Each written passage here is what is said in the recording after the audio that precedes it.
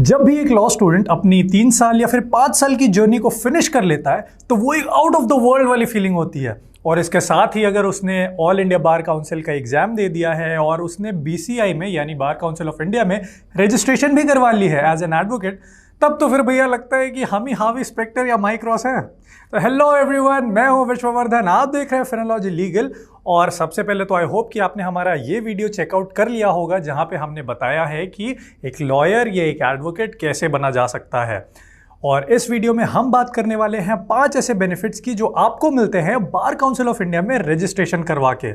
और इस वीडियो को ध्यान से देखिएगा क्योंकि जो 5वां पॉइंट है वो बहुत इंटरेस्टिंग होने वाला है। तो चलिए इस वीडियो को शुरू करते हैं। लेकिन शुरू करने से पहले मेरे पास है आपके लिए एक सवाल जिसका जवाब मैं चाहूँगा कि आप कमेंट सेक्शन में ज़रूर दें। तो सवाल है कि जब भी आप अपने रेस्पेक्टिव स्टेट बार काउंसिल में अपना रजिस्ट्रेशन करवाते हो एज एन एडवोकेट, तो वो उसकी वैलिडिटी कितने साल की होती है? 5 साल, 3 साल, 2 साल या फिर उसकी कोई लिमिट नहीं होती? तो इसका जवाब आप दीजिए कमेंट सेक्शन में। हालांकि at last end of the video मैं आपको इसका आंसर दे दूंगा प्रॉपर एक्सप्लेनेशन के साथ। तो चलिए अब इस वीडियो को शुरू करते हैं। तो जो सबसे पहला एडवांटेज है वो ये है कि हम एक लॉयर से एक एडवोकेट बन जाते हैं। यानी कि देखिए, हर वो इंसान जिसने लॉ की पढ़ाई की है और उसके पास लॉ की डिग्री है वो हो गया लॉयर। अब जब ये lawyer bar council of India में रजिस्ट्रेशन करवा लेते हैं अपना, तब वो बन जाते हैं एडवोकेट। मतलब अब आप फ्री हो जाते हैं कि आप अपने क्लाइंट्स को कोर्ट रूम में रिप्रेजेंट कर सकें। इसके बाद आते हैं सेकेंड एडवांटेज पे, तो वो ये है कि आपको एक सर्टिफिकेट ऑफ प्रैक्टिस मिल जाता है। ये एक बहुत ही इंपॉर्टेंट डॉक्यूमेंट और बहुत ही प्यारा डॉक्यूमेंट होता है जो आपकी लॉ ऑफिस के वॉल पे जाता है। अब ये सर्टिफिकेट ऑफ प्रैक्टिस मिलने के बाद आप इंडिया के किसी भी हाई कोर्ट और लोअर कोर्ट में प्रैक्टिस कर सकते हो।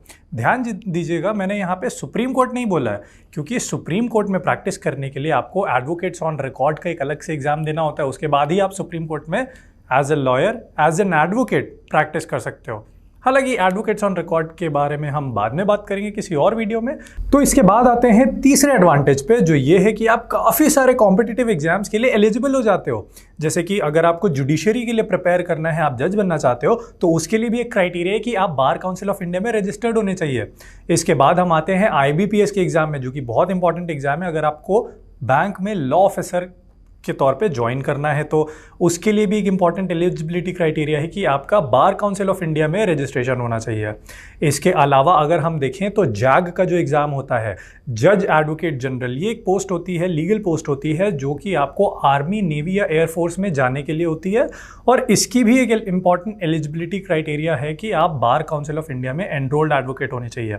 और इसके बाद अगर और हम बात करें तो जैसे मान लीजिए अगर आप कॉर्पोरेट काउंसिल बनना चाहते हैं, आप कॉर्पोरेट वर्ल्ड में कदम रखना चाहते हैं, तो उसके लिए भी बहुत इंपॉर्टेंट है कि आपका बार काउंसिल ऑफ इंडिया में रजिस्ट्रेशन होना चाहिए।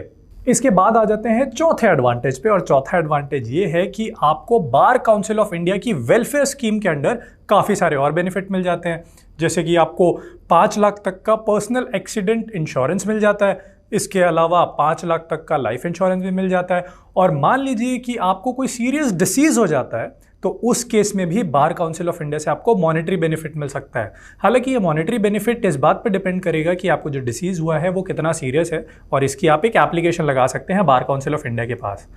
अब आते हैं 5वें पॉइंट पे। तो जो 5वां पॉइंट है ना, ये बहुत ज़्यादा ही इंटरेस्टिंग है। और अगर आप फर्स्ट जनरेशन लॉयर हैं अपनी फैमिली में, तो आप इस चीज़ से कनेक्ट ज़रूर करेंगे। तो जो 5वां बेनिफिट है वो ये है कि जैसे ही आप एनरोल करवा लेते हो अपने आप को एज एन एडवोकेट, उसके बाद आपने गाड़ियों के पीछे देखा होगा एडवोकेट का वो ब्लैक वाला स्टिकर लगा हुआ होता है। तो वो जब आप लगा के अपनी गाड़ी में घूमते हो, आपकी 2 व्हीलर या फिर 4 व्हीलर में, तो वो बहुत ही शान से सिटी में घूमने वाली फीलिंग होती है, जिससे आप औरों को ये मैसेज देते हो, अपने पड़ोसियों को, अपने रिश्तेदारों को, कि भैया the new advocate is in the town.